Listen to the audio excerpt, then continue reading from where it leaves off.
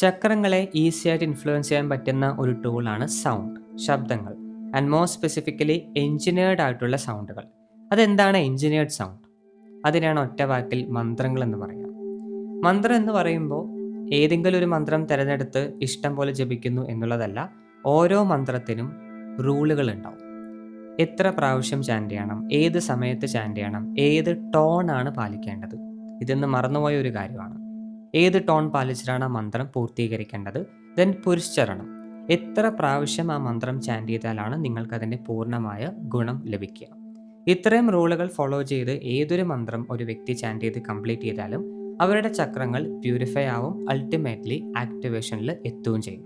അപ്പോൾ ഇന്നത്തെ വീഡിയോയിൽ ഏതൊക്കെ ടൈപ്പ് ഓഫ് ഏതൊക്കെ മന്ത്രങ്ങൾ എന്നല്ല, ഏതൊക്കെ ടൈപ്പ് ഓഫ് മന്ത്രങ്ങളാണ് ഒരാൾ ഫോളോ ചെയ്ത് കഴിഞ്ഞാൽ അവർക്ക് ആ ചക്ര ആക്ടിവേഷൻ ഓർ പ്യൂരിഫിക്കേഷൻ കംപ്ലീറ്റ് ചെയ്യാൻ സാധിക്കുക. ഞാനിനി ആ 3 ടൈപ്പുകളാണ് പറയുന്നത്. നിങ്ങളുടെ ഇഷ്ടദേവത അല്ലെങ്കിൽ നിങ്ങളുടെ ഇൻട്രസ്റ്റ് അനുസരിച്ച് ഇതിലെ ഏത് ടൈപ്പ് വേണമെങ്കിലും സ്വീകരിക്കാം. ആദ്യത്തെ ബീജമന്ത്രങ്ങളാണ്. ബീജം എന്ന വാക്കിനർത്ഥം സീഡ് എന്നാണ്. Okay, just A seed. ഇവിടെ ബീജമന്ത്രം എന്ന വേർഡിനുള്ള ഒരു കോൺസെപ്റ്റ് തന്നെ നമ്മളൊരു വിത്ത് പാകുന്നു, അതിനെ പ്രോപ്പർലി നേർച്ചർ ചെയ്യുന്നു, എല്ലാവിധ കെയറും കൊടുക്കുന്നു, ഫൈനലി നമ്മൾക്ക് അതിൽ നിന്നൊരു ഫ്രൂട്ട് ലഭിക്കുന്നു. ഓക്കെ, ഫ്രൂട്ട് ലഭിക്കുന്നു. ഇതാണ് ബീജമന്ത്രം എന്ന് പറഞ്ഞ കോൺസെപ്റ്റിൻ്റെ തന്നെ ഒരു പ്രോപ്പർ ഐഡിയ. നൗ എന്താണ് മന്ത്രങ്ങൾക്ക് പകരം? ഇപ്പം നാമമന്ത്രമുണ്ട്, ജസ്റ്റ് നമ വെച്ച് എൻഡ് ചെയ്യുന്ന മന്ത്രങ്ങളുണ്ട്. അതിന് പകരം എന്തുകൊണ്ടാണ് ബീജമന്ത്രം ചക്രങ്ങളെ ആക്ടിവേറ്റ് ചെയ്യുന്നു, പ്യൂരിഫൈ ചെയ്യുന്നു എന്ന് പറയാനുള്ള റീസൺ? കാരണം ഇവിടെ ബീജമന്ത്ര അല്ലെങ്കിൽ ഒരു സീഡ് എന്ന് ഉദ്ദേശിക്കുന്നത് നിങ്ങൾക്ക് തനിയെ മേലെന്ന് വീണ് കിട്ടുന്ന സീഡല്ല. ഓൾറെഡി ഒരു മന്ത്രത്തിൽ മന്ത്രസിദ്ധി നേടിയ ഒരു എൽഡർ ഗുരു, 60 വയസ്സിന് മുകളിലുള്ള പല പരമ്പരകളായി മന്ത്രങ്ങൾ അനുഷ്ഠിച്ച് വരുന്ന ഒരു ഗുരു. ഓക്കെ, അതായത് അവരുടെ അച്ഛൻ, അവരുടെ മുത്തശ്ശൻ, അങ്ങനെ ബാക്കിലോട്ട് നിങ്ങൾ പോയി കഴിഞ്ഞാൽ there is a big tradition. Famous tradition അല്ല, അവർ ഒതുങ്ങി ജീവിക്കുന്ന ആൾക്കാരായിരിക്കും, പക്ഷെ അവരുടെ പിന്നിൽ മന്ത്രങ്ങളുടെ മാത്രം വലിയൊരു ട്രഡിഷൻ തന്നെ ഉണ്ടാവും. നൗ ഇവർക്ക് പല വർഷങ്ങളായിട്ടുള്ള ഈവൻ ആ ജനറേഷൻ വഴി തന്നെ ഒരുപാട് ശക്തി അവർക്കുണ്ടാവും. മറ്റൊരു വ്യക്തിക്ക് ദീക്ഷ കൊടുക്കുന്നതിന് ധാരാളം ശക്തിയും പൊട്ടൻഷ്യലും ഉണ്ടാവും. ആൻഡ് അവർ 60 വയസ്സിന് മുകളിലുമായിരിക്കണം. ഇവരിൽ നിന്ന് ഒരു സ്പെസിഫിക് മന്ത്ര ദീക്ഷയായി സ്വീകരിക്കുന്നതിനെയാണ് ബീജമന്ത്രം എന്ന് പറയാം. ബീജമന്ത്രം മാത്രമേ ദീക്ഷ കിട്ടുള്ളൂ എന്നില്ല, പക്ഷെ മോസ്റ്റ്ലി നിങ്ങളൊരു ഗുരുവിൻ്റെ അടുത്ത് ദീക്ഷയ്ക്ക് വേണ്ടി, എസ്പെഷ്യലി ഞാൻ ഈ പറഞ്ഞ കാറ്റഗറിയിലുള്ള ഗുരുക്കന്മാരോട് ദീക്ഷയ്ക്ക് പോയി കഴിഞ്ഞാൽ അവരെപ്പോഴും ബീജമന്ത്രങ്ങളാണ് തരിക. നൗ അവർ തരുന്ന ആ ഒരു ശക്തി, അവർ വർഷങ്ങളായി, പല ജന്മങ്ങളായി, ചിലപ്പോൾ പല ജനറേഷനായി അവർ അനുഷ്ഠിച്ച് നേടിയ ഒരു മന്ത്രശക്തിയാണ് നിങ്ങൾക്കൊരു വിത്തിൻ്റെ രൂപത്തിൽ തരുന്നത്. അതാണ് ബീജമന്ത്രം. ഒറ്റയ്ക്കൊരു ബീജമന്ത്രം ചൊല്ലിയത് കൊണ്ട് യൂസ് ഇല്ല എന്ന് പറയാനുള്ള മെയിൻ കാരണം ഇതാണ്. കാരണം ഇറ്റ്സ് എ സീഡ്. നിങ്ങൾക്ക് ആ സീഡ് ഓൾറെഡി ഫ്രൂട്ട് നേടിയ, അല്ലേ, ഓൾറെഡി അത് നേടിയെടുത്ത ഒരു വ്യക്തിയിൽ നിന്ന് വേണം വിത്ത് ലഭിക്കാൻ. ഈ പഴങ്ങളില്ലാത്ത ഒരു മരത്തിൽ നിന്ന് സീഡ് കിട്ടിയിട്ട് എന്ത് ചെയ്യാനാണ്? പഴമേ ഇല്ല, പിന്നെ എങ്ങനെ സീഡ് ഉണ്ടാവും? ജസ്റ്റ് ലൈക്ക് ദാറ്റ്, ഓൾറെഡി മന്ത്രസിദ്ധി നേടിയ ഒരു ട്രഡീഷനിലുള്ള എൽഡർ ഗുരുവിൽ നിന്ന് വേണം ദീക്ഷ സ്വീകരിക്കാൻ. അതാണ് ബീജമന്ത്രങ്ങൾ. നൗ ഇത് അവർ പറയുന്ന റൂളുകളും ആദ്യം സൂചിപ്പിച്ച ടോണും കറക്റ്റായിട്ട് ഫോളോ ചെയ്ത് ചാൻറ്റ് ചെയ്ത് കഴിഞ്ഞാൽ നമ്മൾ ഈ പറയുന്ന ഇടാ പിങ്കള നാഡികൾ, ചക്രങ്ങളിലേക്ക് എനർജിയെ കൊണ്ടുപോകുന്ന ചില ചാനൽസാണ്, സുഷുമ്ന ഓൾസോ. ഈ 3 നാഡികളിലും ആദ്യം പ്യൂരിഫിക്കേഷൻ സംഭവിക്കും. പറയാൻ പറ്റില്ല, നിങ്ങൾ പല കർമ്മങ്ങൾ സ്വരൂപിച്ചിട്ടുണ്ടാവും, പാസ്റ്റ് ലൈഫ് ടൈം ഉണ്ടാവും, ഈ ലൈഫ് ടൈം ഉണ്ടാവും, പല ഇംപ്യൂരിറ്റീസ് ഉണ്ടാവും. അതാദ്യം ശുദ്ധീകരിക്കണം. പലർക്കും ഈ പ്യൂരിഫിക്കേഷൻ ആണ് ജന്മങ്ങൾ എടുക്കുന്നത്, പക്ഷെ ബീജമന്ത്രമാണ് റിസീവ് ചെയ്തെന്നുണ്ടെങ്കിൽ within a few years of time പെട്ടെന്ന് തന്നെ നിങ്ങൾക്ക് ആ പ്യൂരിഫിക്കേഷൻ ലഭിക്കും. ആൻഡ് ആ 3 നാഡികളും പ്യൂരിഫൈ ആയി കഴിഞ്ഞാൽ ഓട്ടോമാറ്റിക്കലി അത് കണക്റ്റ് ആയിട്ടിരിക്കുന്ന ചക്രങ്ങളും പ്യൂരിഫൈ ആവും. അതിനുശേഷമാണ് ആക്ടിവേഷൻ സംഭവിക്കുക. ചിലപ്പോൾ അവരൊരു ബീജമന്ത്രം തന്നിട്ട് നിങ്ങൾ ഇത്ര വർഷം ഇത് കംപ്ലീറ്റ് ചെയ്യണമെന്ന് പറയും, മുടങ്ങാതെ ഇന്ന റൂളുകൾ പാലിച്ച് കംപ്ലീറ്റ് ചെയ്യാൻ പറയും. നിങ്ങളത് കറക്റ്റ് ചെയ്ത പ്യൂരിഫിക്കേഷൻ പൂർത്തീകരിച്ചിട്ടുണ്ടാവും. എന്നിട്ട് തിരിച്ച ഗുരുവിലേക്ക് തന്നെ പോകുന്നു. അവർ അടുത്ത സെറ്റ് തരും, കുറച്ചുകൂടെ ഡിഫിക്കൽട്ടായിട്ടുള്ള, കുറച്ചുകൂടെ നിങ്ങൾ എടുത്ത ബീജമന്ത്രത്തിൻ്റെ ഒരു അഡ്വാൻസ് വേർഷൻ, ഒരു ലോങ്ങർ വേർഷൻ, കൂടുതൽ സിലബിൾസ് ഉള്ള ഒരു വേർഷൻ, അതായിരിക്കും പിന്നീട് തരിക. അത് ചെയ്യുമ്പോഴാണ് നിങ്ങൾ ആ സൈക്കിൾ പൂർത്തീകരിക്കുന്നത്. ആദ്യം പാകിയ വിത്ത് അത്യാവശ്യം വളർന്നൊരു മരമൊക്കെ ആയിട്ടുണ്ടാവും, പക്ഷെ അതിൽ ഫ്രൂട്ട് വരണമെങ്കിൽ, ദാറ്റ് ഈസ് ചക്ര അവൈക്കനിങ്, ആ ഒരു എൻലൈറ്റൻമെൻറ്റ് എന്ന സ്റ്റേജിലേക്ക് മന്ത്രത്തിലൂടെ പ്രവേശിക്കണമെങ്കിൽ ആ മന്ത്രത്തിൻ്റെ അഡ്വാൻസ് സ്റ്റേജ് നിങ്ങൾക്ക് ലഭിക്കണം. അതും ആ ഗുരുവിൽ നിന്ന് ബീജമന്ത്രം തന്നെ റിസീവ് ചെയ്യണം, അടുത്ത സ്റ്റേജ് ലഭിക്കണം. Now this is one of the most trusted way. നിങ്ങൾക്ക് വിശ്വസിക്കാം, പ്രത്യേകിച്ച് ഒരു ട്രഡീഷൻ ഫോളോ ചെയ്ത ആൾക്കാരാണെങ്കിൽ എന്തായാലും നമുക്ക് അവിടെ ദീക്ഷ വിശ്വസിക്കാം. അവർ ഈ പറഞ്ഞ പോലെ 60+ ആണെങ്കിൽ ദെൻ നല്ല രീതിക്ക് അവരെ കണ്ടാൽ തന്നെ അറിയാം, അവർക്കൊരു നല്ല ഓറ ഉണ്ടാവും, നല്ലൊരു കമാൻഡിങ് പവർ ഉണ്ടാവും, ഈഗോ ഉണ്ടാവില്ല, അധികം സംസാരിക്കില്ല. ഇത്തരം മന്ത്രസിദ്ധി നേടിയ ആൾക്കാരൊക്കെ, ഞാൻ എല്ലാവരെയും പറയല്ല, ബട്ട് മോസ്റ്റ്ലി ഇന്ന ഒരു ഡിവോഷന് വേണ്ടി നേടിയെടുത്ത, സ്പിരിച്വൽ ഗ്രോത്തിന് വേണ്ടി മന്ത്രസിദ്ധി നേടിയെടുത്ത എല്ലാവരും അൾട്ടിമേറ്റ്ലി സൈലൻ്റ് ആയിരിക്കും. അപ്പോൾ അവരിൽ നിന്ന് ദീക്ഷ സ്വീകരിക്കുമ്പോഴാണ് ഈ ഒരു പ്രൊസീജിയർ സംഭവിക്കുന്നത്. സോ ബീജമന്ത്ര നിങ്ങൾക്ക് പറ്റുമെങ്കിൽ, അങ്ങനെ ഒരു വിശ്വസിക്കാൻ പറ്റുന്ന ഒരു ട്രഡീഷണൽ ഗുരു നിങ്ങൾക്കറിയുമെങ്കിൽ, എസ്പെഷ്യലി എൽഡർ ആണെങ്കിൽ, നിങ്ങൾ ആ ദീക്ഷ സ്വീകരിച്ചാൽ റൂള് പാലിക്കാതെ നമ്മൾക്കൊന്നും കിട്ടാൻ പോകുന്നില്ല. So the first point is bijamantra. രണ്ടാമത്തേതാണ് സഹസ്രനാമം. ഏറ്റവും ഫേമസ് ആയിട്ടുള്ള ഒരു ടെക്നിക്കാണ്, പക്ഷേ ഏറ്റവും കൂടുതൽ മിസ്അണ്ടർസ്റ്റാൻഡ് ചെയ്ത ഒരു കാര്യം കൂടിയാണ്. ഞാനിവിടെ പറയുന്നു, സഹസ്രനാമം പ്രോപ്പർലി ചാൻറ്റ് ചെയ്ത് കഴിഞ്ഞാൽ ഏതൊരു വ്യക്തിക്കും ചക്രങ്ങളെ പ്യൂരിഫൈ ചെയ്യാനും ഒരു ആക്ടിവേഷനിലേക്കും ഗ്രാജുവലി എത്തിക്കാൻ സാധിക്കും എന്ന് പറഞ്ഞാൽ ഓട്ടോമാറ്റിക്കലി ചിന്തിക്കും, എന്നാൽ പിന്നെ എത്ര പേർക്ക് ആക്ടിവേഷൻ സംഭവിച്ചിരിക്കണം അല്ലേ? ലോകത്ത് എത്ര പേരുണ്ട്? കോടിക്കണക്കിന് ആൾക്കാരുണ്ട് സഹസ്രനാമം മുടങ്ങാതെ ചാൻറ്റ് ചെയ്യുന്നവർ. 30, 40, 50, 60 ഇയേഴ്സ് ആയിട്ട് മുടങ്ങാതെ ചെയ്യുന്ന ആൾക്കാരുണ്ട്. പക്ഷെ അവർക്ക് എല്ലാവർക്കും ചക്ര ആക്ടിവേറ്റ് എന്ന് പറയാൻ സാധിക്കുമോ? അങ്ങനെയാണെങ്കിൽ ഇന്ന് ലോകം എത്ര ബ്യൂട്ടിഫുൾ ആയിട്ടുണ്ടാവും? നോ. അതാ പറഞ്ഞ് തെറ്റിദ്ധരിച്ചിട്ടുണ്ട്. ഇപ്പം നിങ്ങളോട് ഒരു ക്വസ്റ്റ്യൻ ചോദിക്കുകയാണ്, എന്തിനാണ് സഹസ്രനാമം? ഒരു ഡയറ്റിക്ക്, ഒരു ദൈവത്തിന് ഒരു മന്ത്രം പോരെ? അല്ലെങ്കിൽ പോട്ടെ, ഒരു 100 മന്ത്രം പോരെ? ഏതെങ്കിലും ഒരു മന്ത്രം എടുത്ത് നിങ്ങൾ അതിൻ്റെ പുരുഷരണം കംപ്ലീറ്റ് ചെയ്താൽ തന്നെ ഡയറ്റിയോട് ആക്സസ് നിങ്ങൾക്ക് കിട്ടും. പിന്നെ എന്തിനാണ് 1000 നാമങ്ങൾ? അപ്പോൾ പലരും പറയും, അത് നമ്മളുടെ റെസ്പെക്റ്റ് കാണിക്കാനാണ്, നമ്മുടെ ഡിവോഷൻ കാണിക്കാനാണ്. ദൈവത്തിൻ്റെ 1000 പേരുകൾ മുടങ്ങാതെ എഴുതുകയോ ചൊല്ലുകയോ ചെയ്ത് കഴിഞ്ഞാൽ it's our respect, it's our devotion. ഒരു കാര്യം വ്യക്തമായിട്ട് മനസ്സിലാക്കുക, നമ്മൾ ഇന്ന് ജനിച്ചു, നാളെ മരിക്കും. അങ്ങനെ അല്പായുസുള്ള ഒരു വർഗത്തിൻ്റെ റെസ്പെക്റ്റ് കാത്തിരിക്കുന്ന ഒരു പ്രസൻസ് അല്ല, ഒരു ഫോഴ്സ് അല്ല ഡയറ്റി. നിങ്ങൾ വന്നോ ഇല്ലയോ എന്ന് പോലും അറിയേണ്ട ആവശ്യമില്ല.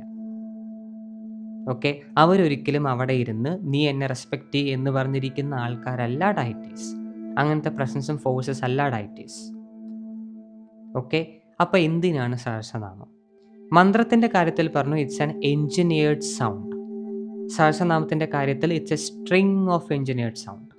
അതൊരു സിംഗിൾ എൻജിനീയർഡ് സൗണ്ടാണ്, ഇത് സ്ട്രിങ് ആണ്. 1000 സ്ട്രിങ്ങുകൾ ഒരുമിച്ച് വരുന്നു, ഓട്ടോമാറ്റിക്കലി ഒരു മന്ത്രത്തെക്കാളും നല്ല പവർഫുൾ ആയിരിക്കും.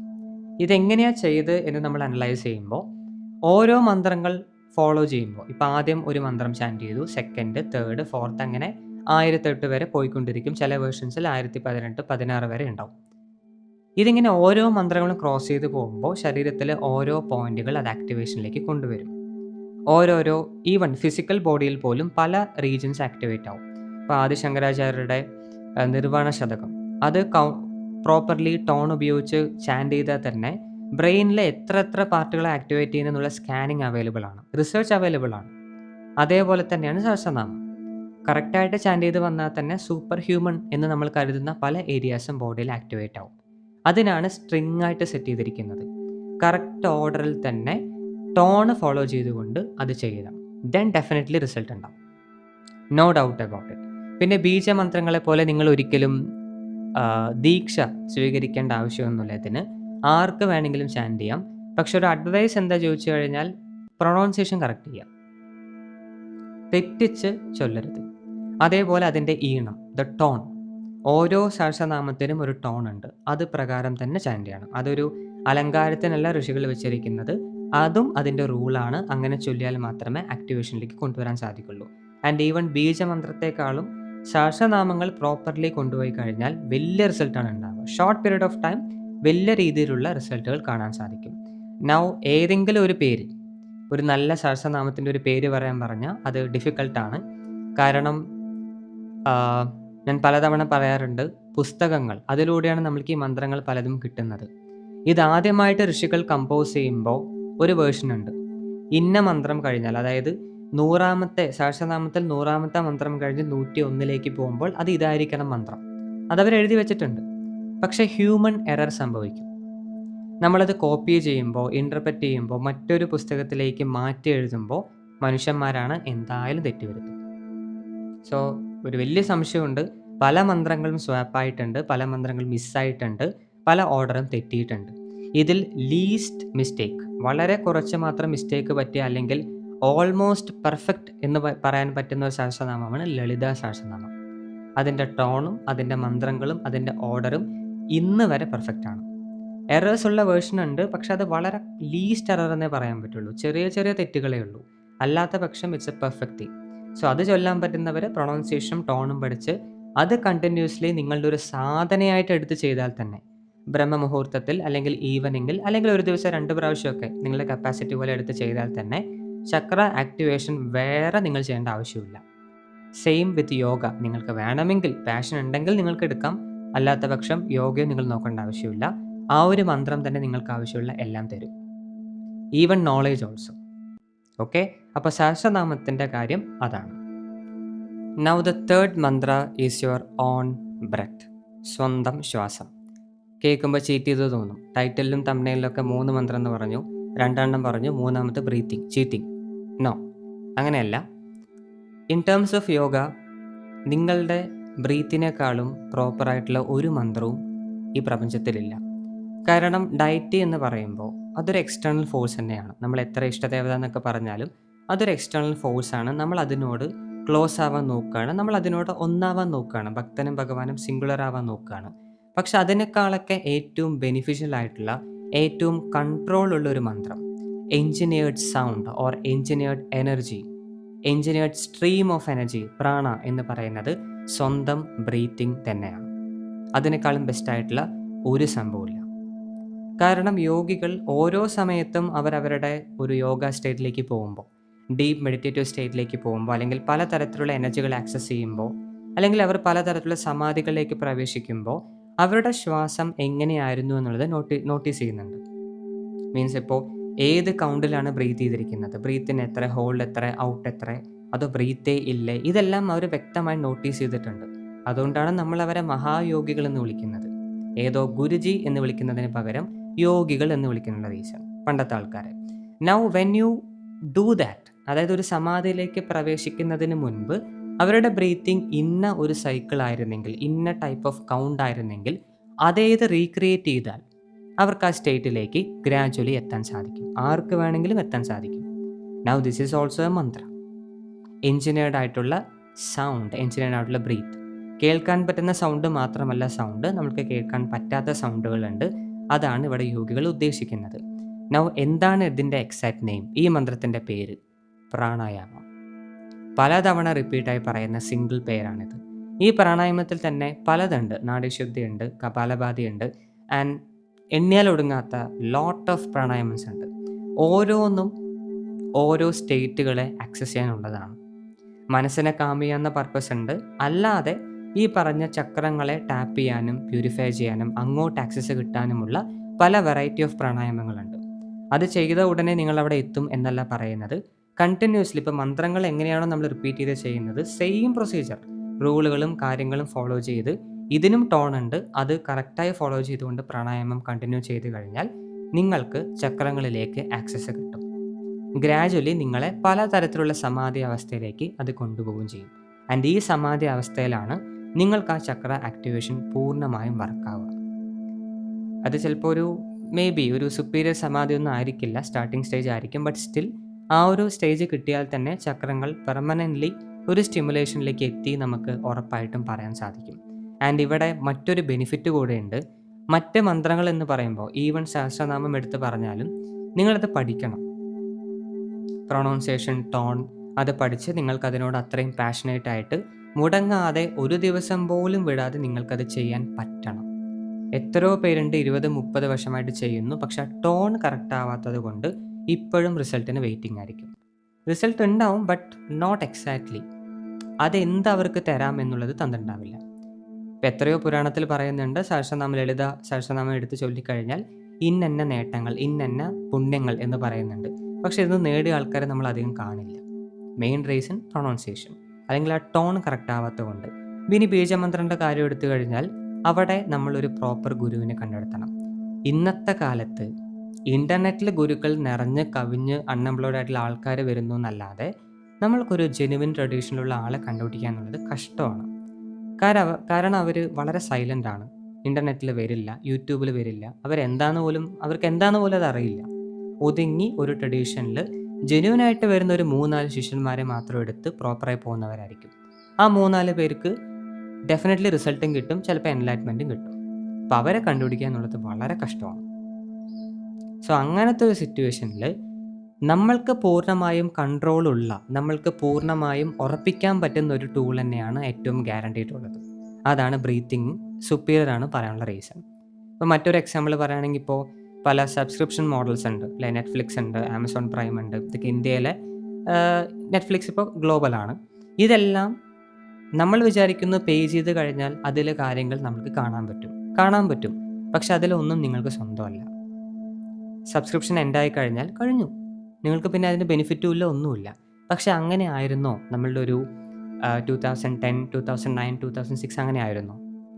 ഒരു ഫിലിം ഇറങ്ങിക്കഴിഞ്ഞാൽ അതിന് CD ഉണ്ട് അല്ലേ? അത് വില കൊടുത്ത് വാങ്ങിച്ചു കഴിഞ്ഞാൽ നിങ്ങളുടെ കയ്യിൽ അത് പെർമനൻ്റ് ആണ്. ആരും നിങ്ങൾ മാസം സബ്സ്ക്രൈബ് ചെയ്യുന്നു പറയില്ല. It's for you. അതേ സിറ്റുവേഷൻ തന്നെയാണ് ബ്രീത്തിൻ്റെ. ബാക്കി ഇപ്പോൾ ബീജമന്ത്രം, സഹസ്രനാമം ഒക്കെ പറഞ്ഞു കഴിഞ്ഞാൽ ആ മന്ത്രത്തിൽ എന്തെങ്കിലും തെറ്റോ അല്ലെങ്കിൽ ആ ഗുരു നിങ്ങളുടെ അടുത്ത് എന്തെങ്കിലും ഒരു കളകളി കളിച്ചു കഴിഞ്ഞാൽ അത് മുഴുവൻ അവർക്ക് തിരിച്ചെടുക്കാൻ സാധിക്കും. അങ്ങനത്തെ ഒരുപാട് ഗുരുക്കന്മാരുണ്ട്. ചെറിയൊരു ടിപ്പ് തരും, നിങ്ങൾ അത് പ്രകാരം പ്രാക്ടീസ് ചെയ്യും, നിങ്ങൾ ജെന്യുവനായിട്ട് ചെയ്തു, നിങ്ങളുടെ എനർജി അവർ മോഷ്ടിക്കും, അവരെടുത്തിട്ട് പോകും. ഉണ്ട്, കേരളത്തിൽ ഒരുപാട് അങ്ങനത്തെ ആൾക്കാരുണ്ട്. ആൻഡ് നോർത്തിൽ അതിനേക്കാളും കൂടുതൽ ആൾക്കാരുണ്ട്. സോ അതിനേക്കാളും നമ്മൾക്ക് ഏറ്റവും വിശ്വസിക്കാൻ പറ്റുന്ന ഏതാ? സ്വന്തമായിട്ട് ഓൺ ചെയ്യുന്ന ഒരു മന്ത്രം, അവനവൻ്റെ സ്വന്തം ഋതം. അതാണ് ബ്രീത്തിങ്, അതാണ് നാഡീശുദ്ധി or any type of pranayama. And mostly ചക്രങ്ങളെ എയിം ചെയ്യുന്ന പ്രാണായാമം. ഓക്കെ, അപ്പോൾ ഇതാണ് 3 type or category of mantras. ഒന്നില്ലെങ്കിൽ നിങ്ങൾക്ക് ഇഷ്ടദേവത അനുസരിച്ച് ഈ 3 ഏതാണ് നിങ്ങൾക്ക് സ്യൂട്ടബിൾ ആയിട്ടുള്ളത് അത് തിരഞ്ഞെടുക്കാം. ഓർ സ്പെസിഫിക്കലി നിങ്ങൾക്കൊരു മന്ത്രം വേണം, അതായത് ഈ പറഞ്ഞ 3 ടൈപ്പുകൾക്ക് മാച്ച് ചെയ്യുന്ന ഇഷ്ടദേവത നോക്കുന്നില്ല. എനിക്കൊരു സജഷൻ തരണം, അല്ലെങ്കിൽ എൻ്റെ ഒരു എക്സ്പീരിയൻസിൽ പെട്ടെന്ന് വർക്കാവുന്ന ഒരു 3 ഈ ടൈപ്പിൽ അടങ്ങുന്ന ഒരു 3 കാര്യങ്ങളെ പറയൂ. ഒരു ബീജമന്ത്ര, ഒരു സഹസ്രനാമ ആൻഡ് ഒരു പർട്ടിക്കുലർ ബ്രീത്തിങ് ടെക്നിക് ഏതാണ് എന്നറിയാൻ താല്പര്യമുണ്ടെങ്കിൽ ഉടനെ ഇതിൻ്റെ ഒരു എക്സ്റ്റെൻഡഡ് വേർഷനായിട്ട് കേശി പ്രേമത്തിലൊരു വീഡിയോ പോസ്റ്റ് ചെയ്യും. ഇതേ വീഡിയോ ഞാനിപ്പോൾ പറഞ്ഞ ചോദ്യങ്ങളുടെ ആൻസർ അവിടെ പോസ്റ്റ് ചെയ്യുന്നതായിരിക്കും. ഓക്കെ, സോ താല്പര്യമുണ്ടെങ്കിൽ അതിൽ ജോയിൻ ചെയ്യാം.